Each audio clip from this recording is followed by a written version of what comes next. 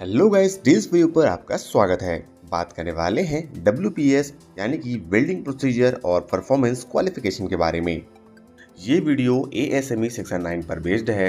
इसी के बारे में आज हम बात करते हैं कि WPS क्या होता है और इसकी ज़रूरत आखिर क्यों पड़ती है। गाइस, अगर आप हमारे चैनल पर नए हैं तो हमारे चैनल डील्स फॉर यू को लाइक, सब्सक्राइब और शेयर करना ना भूलें। तो चलिए दोस्तों, सबसे पहले बात कर लेते हैं WPS यानी कि वेल्डिंग प्रोसीजर स्पेसिफिकेशन के बारे में। WPS यानी कि वेल्डिंग प्रोसीजर स्पेसिफिकेशन एक ऐसा रिटन डॉक्यूमेंट होता है जो किसी वेल्डर को प्रोडक्शन वेल्ड या साउंड वेल्ड प्रोड्यूस करने में हेल्प करता है। नेक्स्ट हम बात करते हैं गाइस WPS के रिक्वायरमेंट की, यानी कि किसी मैन्युफैक्चर को WPS बनाने के लिए किन किन चीज़ों की रिक्वायरमेंट होती है। सबसे पहले WPS की स्पेसिफिक कंडीशन यानी कि रेंज, किस कंडीशन में वेल्डिंग परफॉर्म किया जाना है जिनको वेरिएबल्स कहा जाता है, और साथ ही WPS की एड्रेस इसेंशियल, सप्लीमेंट्री इसेंशियल और नॉन इसेंशियल वेरिएबल्स, ये सारे इंपॉर्टेंट पैरामीटर्स होते हैं जिनको ध्यान में रखते हुए WPS बनाया जाता है।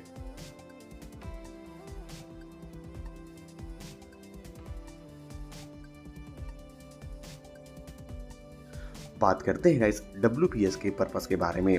WPS का मेन पर्पस रिक्वायर्ड एप्लीकेशन के बेस पर किसी वेल्डमेंट की कैपेबिलिटीज़ को चेक करना है।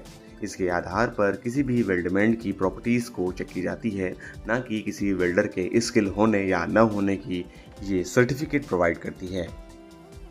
नेक्स्ट हम बात करते हैं गाइस PQR यानी कि प्रोसीजर क्वालिफिकेशन रिकॉर्ड के बारे में।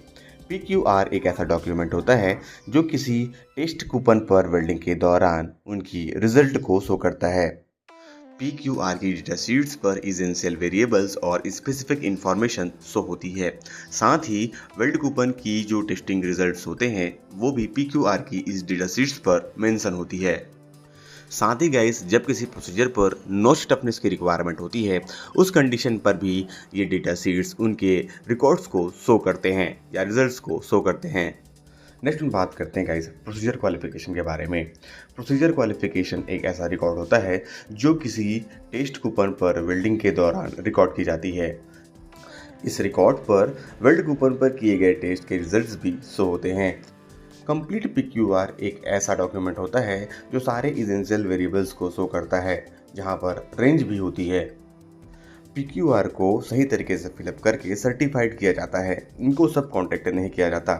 जब किसी वेल्डमेंट पर वेल्डिंग के दौरान अलग अलग वेल्डिंग प्रोसेस से वेल्ड डिपॉजिट की जाती है तो इनके हर एक प्रोसेस की जो वेल्ड डिपॉजिट की थिकनेस है इसको रिकॉर्ड करके इनको PQR पर फिलअप किया जाता है। एक ही PQR पर बहुत सारे WPS बनाए जा सकते हैं। एग्जाम्पल के लिए 1G प्लेट पर किए गए PQR जो होती है वो 2G, 3G और 4G WPS को सपोर्ट करती है। साथ ही पाइप में ये 5G और 6G कंडीशन पर भी ये WPS या फिर PQR वैलिड होते हैं। एक सिंगल WPS भी बहुत सारे PQR को कवर कर सकता है। एग्जाम्पल के लिए जैसे कि एक सिंगल WPS 1.6 mm से 32 mm की थिकनेस रेंज तक को कवर करता है, यदि PQR 1.6 से 4.8 mm और 4.8 mm से 32 mm तक की थिकनेस रेंज के लिए बनाया गया हो। नेक्स्ट हम बात करते हैं गाइस वेल्ड ओरिएंटेशन के बारे में, जहां पर प्लेट की group position 1G, 2G, 3G, 4G होती है। पाइप की जो ग्रुप पोजीशन होती है वो 1G, 2G, 5G और 6G होती है। प्लेट के फिलेट पोजीशन की बात करते हैं तो 1F, 2F, 3F और 4F तक होती है। पाइप के फिलेट पोजीशन की बात करते हैं तो 1F, 2F, 2FR, 4F और 5F तक होती है। नेक्स्ट हम बात करते हैं गाइस बेस मेटल के क्लासिफिकेशन के बारे में, जहां पर P नंबर जो होती है वो कंपोजिशन, वेल्डेबिलिटी और मैकेनिकल प्रॉपर्टीज को शो करती है। बात करते हैं गाइस ग्रुप नंबर की। ग्रुप नंबर का क्लासिफिकेशन P नंबर के अंदर होता है, जहां पर प्रोसीजर क्वालिफिकेशन में नोच टफनेस की रिक्वायरमेंट होती है, परंतु बेस मेटल को इनडिस्क्रिमिनेटली सब्स्टिट्यूट नहीं किया जाता। नेक्स्ट हम बात करते हैं गाइस P नंबर्स के बारे में। P नंबर यानी कि बेस मेटल्स, जहां पर P1 से P15F तक स्टील और स्टील अलॉयस होते हैं। P21 से P25 तक एल्यूमिनियम और एल्यूमिनियम अलॉयस होते हैं। P31 से लेके P35 तक कॉपर और कॉपर अलॉयस होते हैं। P41 से लेके P47 तक निकल अलॉयस होते हैं। P51 से लेके P53 तक टाइटेनियम अलॉयस होते हैं और P61 से लेके P62 तक जिरकोनियम और जिरकोनियम के अलॉयस होते हैं।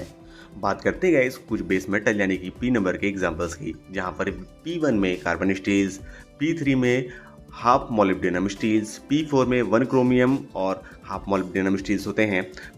P5A और P6 में 2 1/4 क्रोमियम और 1 मोलिब्डेनम स्टील्स होते हैं। P6 में 13 क्रोमियम स्टील्स, P7 में 17 क्रोमियम स्टील्स, P8 में ऑस्टेनाइटिक स्टेनलेस स्टील्स, P9A में 2 1/2 निकिल स्टील्स, P10A में मैग्नीज और हाफ निकिल और वैनेडियम स्टील्स, P11 में 9 निकिल स्टील्स होते हैं। ये थी गाइस कुछ इन्फॉर्मेशन WPS यानी कि वेल्डिंग प्रोसीजर परफॉर्मेंस और क्वालिफिकेशन पर। इस तरीके के और अधिक वीडियोस पाने के लिए गाइस हमारे चैनल से जुड़े रहें और हमारे चैनल डील्स फॉर यू को लाइक, सब्सक्राइब और शेयर करना बिल्कुल भी ना भूलें। Thank you for watching our videos, our channels deals for you.